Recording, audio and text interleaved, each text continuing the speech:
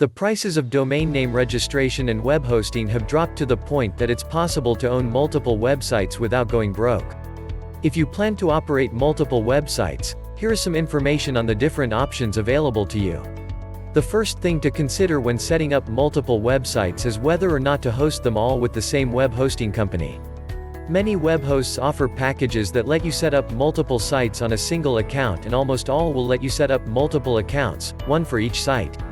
If you are happy with the hosting company you're using for your existing websites, one advantage of using them for another site is the fact that you know they offer good service and support.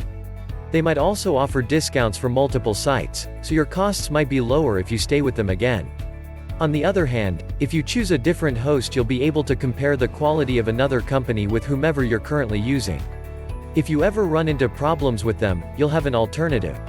It's wise not to put all your eggs in one basket, as the saying goes.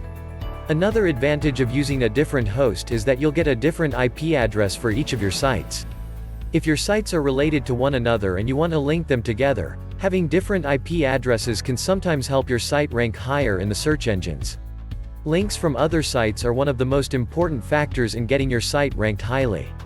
If those links come from sites on the same IP address, it is a signal to the search engines that they are quite likely all owned by the same person, and they may discount the value of those links. If you do choose to host all your sites with one company, there are essentially three choices: separate accounts for each site, a reseller account where they are all hosted, or a dedicated server, again where they are all hosted.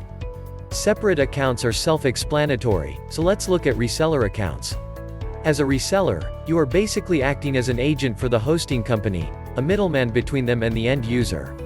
The idea is that you can set up your own company offering web hosting that is ultimately hosted by the company.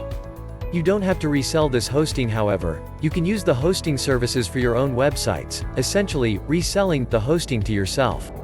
A reseller account is nice because all your websites are under one roof, and you have a single point of contact for any technical problems. Hosting on a dedicated server gives you complete control of the computer that is the web server. You can install any software you want, any operating system you want, and you can allocate resources like memory and hard disk space however you want to divide it up between your sites. The disadvantage of a dedicated server is that you are responsible for maintaining the server and sometimes even for the technical side of things. If you aren't familiar with the technical side of running a web server, you may need to choose a managed dedicated server, where the hosting company looks after these issues. Dedicated server are, of course, more expensive than the other options, so unless your websites are well established, with a lot of traffic, they may not fit within your budget.